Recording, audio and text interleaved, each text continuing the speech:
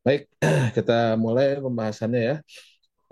Perpres nomor 46 tahun 2025 tentang perubahan kedua dari Perpres 16 tahun 2018. Ini semuanya nomornya nomor cantik ya. 16, 18, kalau Bapak Ibu tahu ini adalah angka Tuhan katanya, God number ini ya.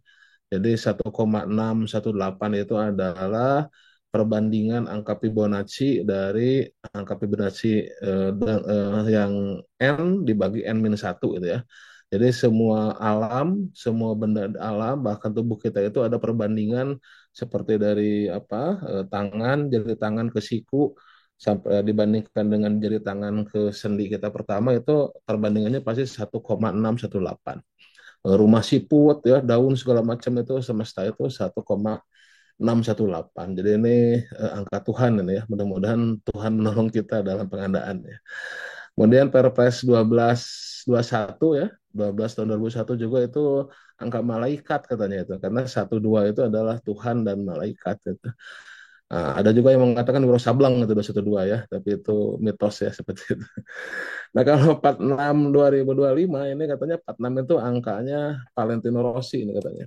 Nah, makanya kenapa angkanya Valentino Rossi? Karena apa eh, latar belakang dari Perpres yang baru ini ada percepatan proses. Jadi Rossi itu kan the doctor itu kan terkenal kecepatannya untuk menyalip di tikungan ya. Nah, ini entah ada hubungannya atau tidak ya.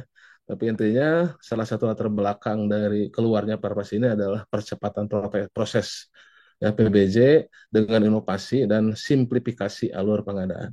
Selain dari visi misi presiden, prioritas nasional, kemudian PDN, produk dalam negeri, dan produk UMK KOP, usaha mikro, kecil, dan koperasi, serta sebagai tindak lanjut dari instruksi Presiden nomor 2 tahun 2022 kepada Kepala LKPP untuk melakukan penyempurnaan peraturan undang-undang. Ya. Nah, jadi ini latar belakang ini penting kita highlight. Nah, jadi ini satu poin penting sebagai latar belakang ini, tolong nanti ketika kita bahas pasal per pasal, kita bahas pasal per pasal dari Perpres ini, konteksnya adalah semuanya ke latar belakang ini. Jadi konteksnya terkait PDN, UMK KOP ya, prioritas nasional dan percepatan proses. Ya contohnya misalkan terkait dimasukkannya instansi lainnya ya, instansi lainnya seperti KONI, PMI gitu ya, instansi lainnya ke dalam Perpres ini, ya konteksnya adalah ke produk dalam negeri, usaha mikro kecil, koperasi ya. Jadi bukan terkait agar teman-teman instansi lainnya harus ikut seperti kita di Perpres, metode pemilihannya tidak. Jadi lebih ke PDN agar mereka juga memperhatikan produksi dalam negerinya seperti itu ya. Kemudian dalam penunjukan langsung juga ada satu tambahan ya, yaitu terkait prioritas nasional ya. Jadi agar apabila visi misi presiden yang sudah arahan presiden itu masuk caranya dengan penunjukan langsung. Jadi konteks perubahan itu adalah lebih ke tiga hal ini ya, yaitu PDN UMK KOP, kemudian program prioritas nasional, dan percepatan proses. Konteksnya lebih ke sini.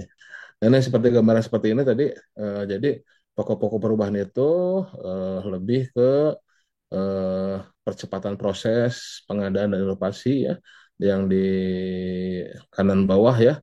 Nah, jadi ini penunjukan langsung sesuai arahan presiden, repeat order untuk semuanya ya, bukan hanya untuk jasa konsultan ya, barang, konstruksi, konsultan, jasa lainnya, supply by owner, performance based contract, turnkey yang bisa dimodifikasi serta konsolidasi pengadaan. Nah, ini semuanya untuk percepatan ya, base-nya itu.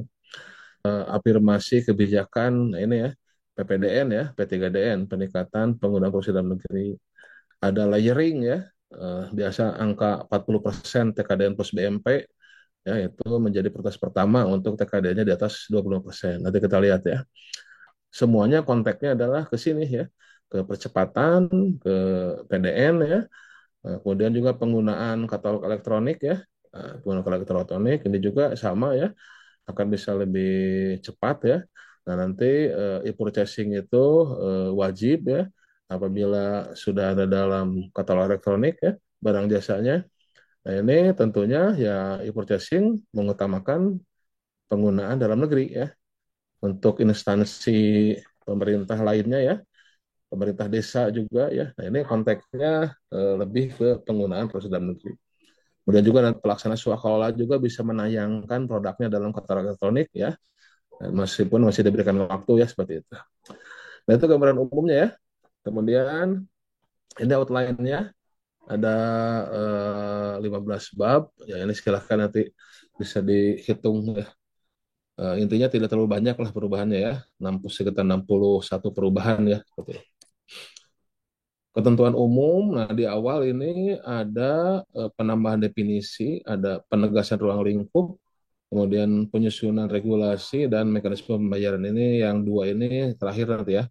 Nah, tapi yang paling penting pertama adalah ada penambahan definisi. Nah, ini.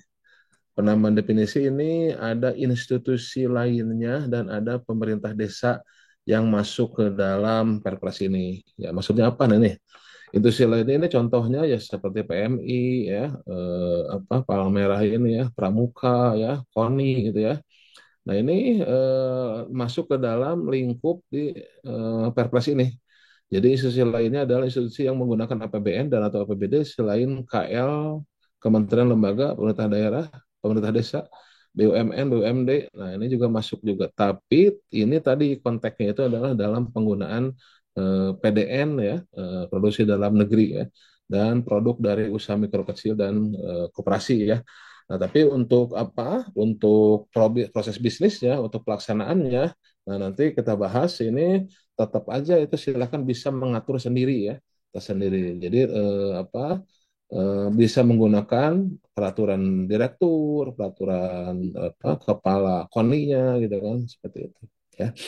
Nah, ini istilah baru. Kemudian ada sertifikat kompetensi PPK, PDN dan pengadaan berkelanjutan ada tambahan satu istilah ya institusional itu kita lihat.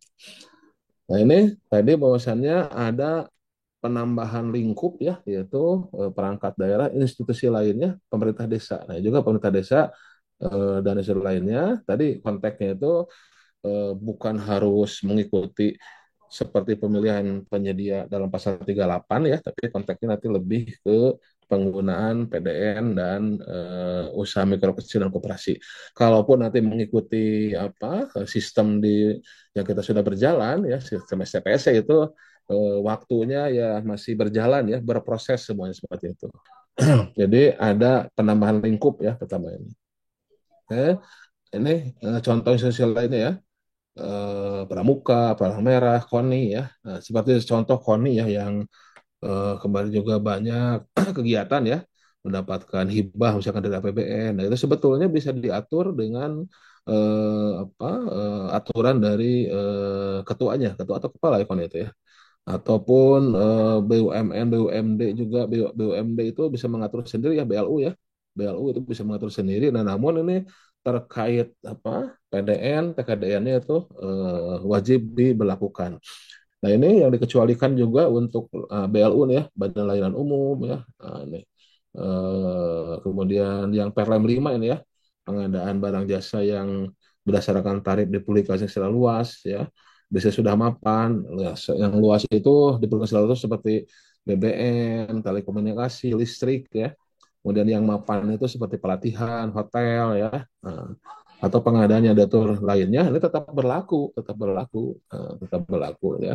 Tuh, tetap berlaku kewajiban untuk nah ini jadi tetap berlakunya dalam artian mengarah ke PDN dan produk usaha mikro kecil dan koperasi. Nah, pengadaan barang jasa pada BLU, BLUD diatur tersendiri sesuai dengan ketentuan perundang-undangan. Gitu ya. Jadi ini penguatannya adalah di PDN dan produk usaha kecil dan koperasi.